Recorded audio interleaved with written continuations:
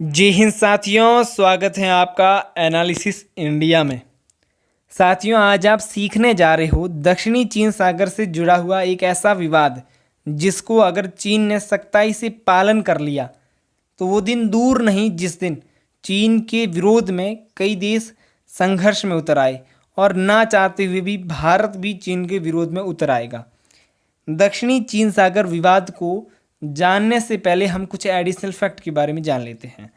किसी भी देश की तटरेखा के पास एक बेस लाइन तय कर ली जाती है और उस बेस लाइन से 12 नॉटिकल मील यानी लगभग 200 किलोमीटर तक समुद्र का जो क्षेत्र होता है वो उस देश का स्पेशल एक्सक्लूसिव जोन कहलाता है, यानी टेरिटोरियल वाटर भी हम कह सकते हैं।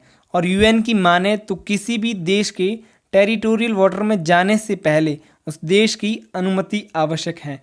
फिलहाल खबर ये निकल के आ रही है कि चीन, जो दक्षिणी चीन सागर को हमेशा से अपना हिस्सा बताता आया है, उसने घोषणा की है कि किसी भी देश का सितंबर 1 से कोई भी जहाज़ अगर उस पर पेट्रोलियम पदार्थ अर्थात तेल, केमिकल, रेडियो एक्टिव मटेरियल या न्यूक्लियर मटेरियल हो तो उसे दक्षिणी चीन सागर से गुजरने के लिए चीन से अनुमति लेना आवश्यक है। और चीन ने जोर देते हुए ये कहा है कि अगर ऐसा नहीं किया तो चीनी नौसेना उस पर एक्शन भी ले सकती है।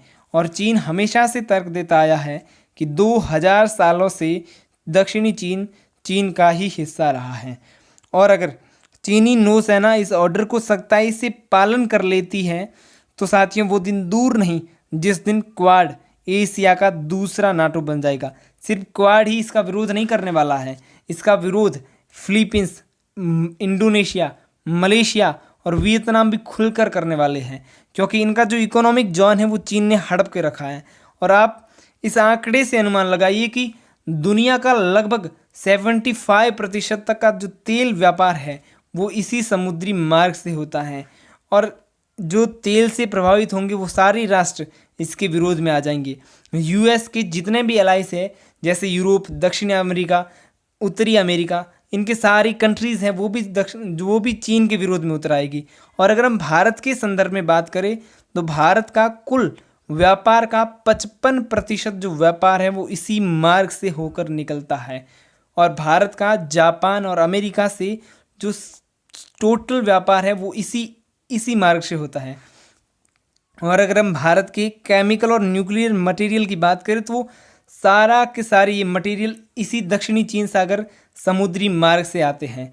और हाल ही में भारतीय नौसेना 26 से 29 अगस्त के बीच में मालाबार एक्सरसाइज करने गई है जापान के पास, तो चीन के निर्देश के अनुसार उसे भी आते वक्त चीनी नौसेना से अनुमति लेना आवश्यक है।